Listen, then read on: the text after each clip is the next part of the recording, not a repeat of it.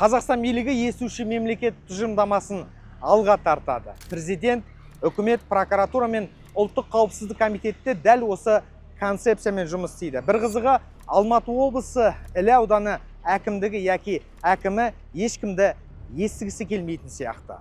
Нақтылап айтсақ, жыл басында 29 қаңтарда Іле ауданының әкімдігіне Қайыржан Серікбайұлымен кездесу сұрап, ақ пен қара жобасының атына ресми хат жолдадық. 2 айға жуық уақыт өтті. Күні бүгінге дейін кездесу мүмкін болмай отыр.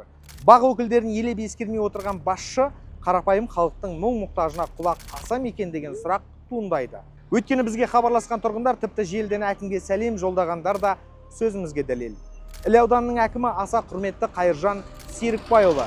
Ресми хатымызды маңайыңыздағылар көрсетпеген шығар. Бірақ бұл үндеу сізге жетеді деп ойлаймыз.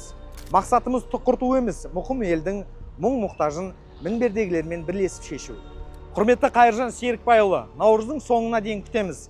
Әйтпесе талайдың көкейінде Іле ауданының басшысы халық үшін емес, билік жүргізу үшін келген деген ой туады.